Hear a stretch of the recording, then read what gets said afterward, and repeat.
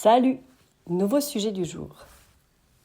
J'aimerais t'expliquer pourquoi fermer son cœur après des relations douloureuses, c'est te desservir.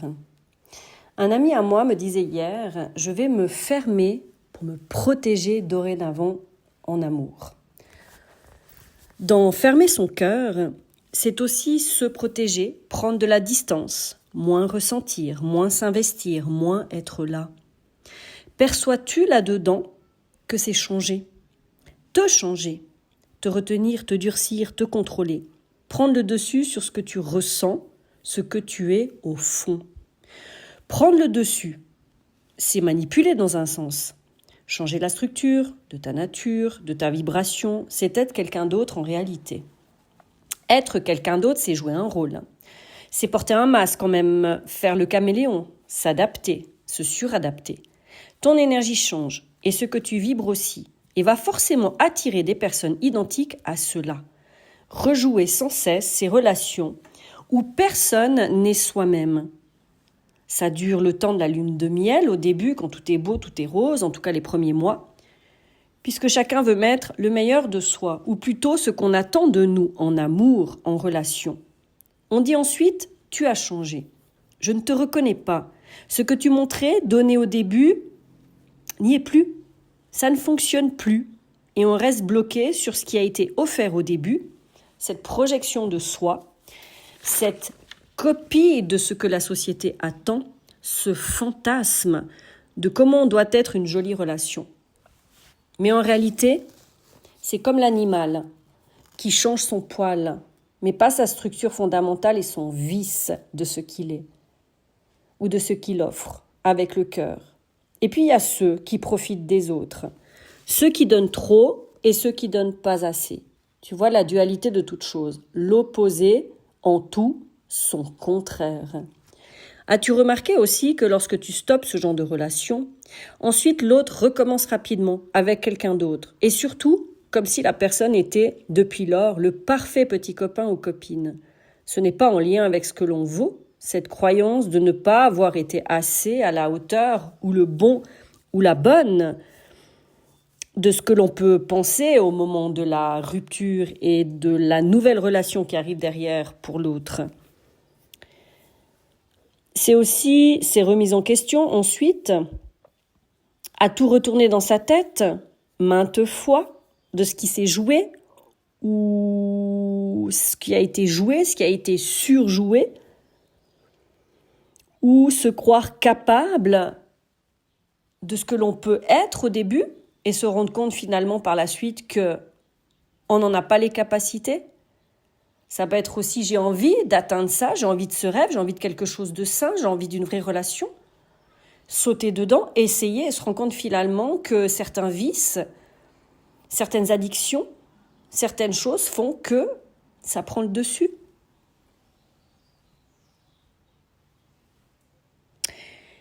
Mais c'est aussi pour l'autre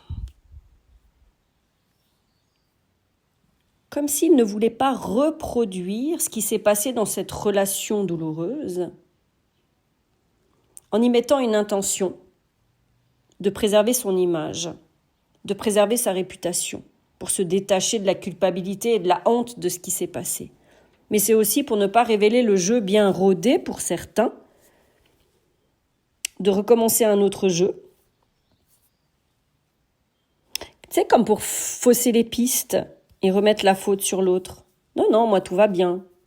Non, moi je suis celui qui a construit, celui qui a réussi, celui qui après a eu une relation normale. Donc c'est pas moi le problème. Tu sais, ce genre de détachement de te dire, ce n'est pas de ma responsabilité. C'est remettre un autre masque. C'est cette façon de faire, tu sais, c'est comme si, à un moment donné, de te dire, mais à quel prix se créer une vie avec autant d'illusions? Parce que finalement, ça ne tiendra pas non plus. Et c'est répéter les schémas aussi encore et se demander, mais pourquoi ça ne marche pas non plus? Car ce n'est pas être dans le vrai. Tout ce qui est faux ne peut pas durer. Tout ce qui est faux se casse. Tout est faux. Tout ce qui est faux se délie complètement. Et tu sais aussi, dans ces relations, souvent il y a l'autre qui reste là ensuite, qui souvent prend plusieurs semaines, plusieurs mois, plusieurs années à guérir, à s'en remettre, avec un vide. Mais ce vide-là, ce vide de soi, celui-là même, c'est où tu as décidé avant cela de te fermer à une nouvelle relation. Où tu as changé ce que tu es, tu as changé cette fréquence. Et tu reproduis encore et encore jusqu'à ce que tu vives ces relations avec à chaque fois une plus grande ampleur, crescendo sur l'irrespect, le non-respect des limites. Parce qu'on attire l'inverse de ce que l'on est. Donc tant que tu seras fermé à être quelqu'un d'autre, à surjouer dans la dureté, de dire je me ferme, de toute façon je vais plus m'ouvrir, ça fait trop mal, tu vas attirer en face quelqu'un qui est dans un faux self, quelqu'un qui est déjà dans un masque. C'est quelqu'un qui va lire en toi et il va pouvoir justement jouer encore un rôle. Mais quand on dit le non-respect des limites que tu vas attirer encore, je dirais mais quelle limite du coup? Si la présence d'origine n'y est pas d'entrée, comment peut-on avoir une forme, une structure, un pourtour? Comment peut-on poser un cadre, des limites, un espace intime, sécure s'il n'y a pas de base? Comment peut-on délimiter ce que nous sommes et qui est l'autre? Parce qu'il y a tout qui se mélange, il n'y a pas de frontières, il n'y a pas de délimitation claire et posée. Le respect, la présence, l'authenticité n'y seront pas au rendez-vous en face, si à la base, elles ne le sont pas en chacun de nous. On vivra forcément l'irrespect, la non-présence émotionnelle énergétique et la fausse vérité, dit la fausseté en miroir. Rester dans son corps, ses valeurs de cœur, fera que tu seras dans ton naturel, ta structure d'origine. Tu n'es bon, tu n'es loyal, tu n'es fiable, ou bien tu ne l'es pas. Pour moi, ça ne se construit pas. Tu choisis comment tu te comportes, avec qui. Et c'est une question de conscience, une question d'intelligence émotionnelle, d'empathie, avec cette facilité de pouvoir te mettre à la place des autres, être conscient de ce qui est juste ou non, de prendre ses responsabilités en charge, de se regarder en face et de pouvoir se dire ce que j'ai fait n'était pas correct, n'était pas juste. J'ai merdé, oui, je n'ai pas été à la hauteur. Et tout cela, ça demande de la vérité face à soi-même, de la capacité à se remettre en question et d'admettre « je me suis trompé, j'ai mal agi et surtout je vais changer pour mieux être, mieux faire, mieux agir à l'avenir et demander pardon de ce qu'on a pu causer, de la blessure qui a été faite. » Tout le monde peut blesser quelqu'un dans ses paroles, dans ses gestes et dans ses actes, mais pas tout le monde a cette force de l'admettre, cette vision d'eux-mêmes et de se montrer vulnérables. Là est la différence dans ceux qui sont capables de l'admettre et ceux qui en sont incapables, car ils se sentent déjà indignes dans leur existence. Comment pourraient-ils assumer cela? Ça viendra à confirmer leur croyance erronée qu'ils ne sont pas dignes d'être aimés. Grosse blessure d'enfance de ceux qui un jour ont décidé que ce qu'ils étaient n'était pas assez beau, ne valait pas la peine. Donc à force d'humiliation répétée, qu'un faux self a été obligé d'être créé pour enterrer ce vrai eux, qu'ils ont fini par oublier qui ils étaient réellement. Ils sont devenus l'ombre d'eux-mêmes. Tu vois le mot ombre, l'ombre, cette part d'eux-mêmes qui ne sont plus connectés à leur âme, à leurs émotions, et ont œuvré depuis leur nombril, leur ego, qui peut varier de l'ego inférieur ou de l'ego supérieur, et qui n'œuvrent plus depuis leur cœur, leur conscience, et depuis le chemin du milieu, c'est-à-dire l'ego neutre. Reprendre sa juste place et choisir à chaque instant qui je suis. Qu'est-ce que je veux construire? Est-ce que je suis avec du contre? Je suis avec ou je suis contre les autres? Ou contre la situation? Ou avec la situation? Mais il y a des gens fondamentalement bons et il y a des gens fondamentalement mauvais, et c'est une réalité. L'hypersensible croit pendant longtemps que tout le monde est dans le cœur un peu naïf, qu'il finit par se fermer, se durcir, changer, à chaque fois qu'il est confronté à la vérité en face de tout ce qui se joue à l'extérieur aussi. Alors, il a juste besoin de prendre conscience, au lieu de se fermer, qu'on n'est pas tous avec des valeurs nobles. Et que du moment qu'on prend conscience de ça, on n'a plus besoin de fermer son cœur. Parce que si tu es fondamentalement dans ces valeurs nobles, ces valeurs de cœur, quand tu te positionnes, que tu te connais, tu connais tes valeurs, tu connais ce que tu offres, tu n'as plus besoin de te mettre en protection. Parce qu'au fait, les ressources, elles sont au fond de toi. Tu es capable de ressentir l'autre en face, à travers ton instinct quand tu es dans ton corps. Tu es capable de dire non, tu es capable de te positionner, de t'affirmer, de dire stop.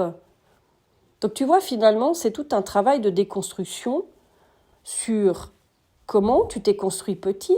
Est-ce que tu as pu être complètement toi-même? Est-ce que tu as pu t'exprimer en étant toi-même? Est-ce que tu as pu évoluer en étant toi-même?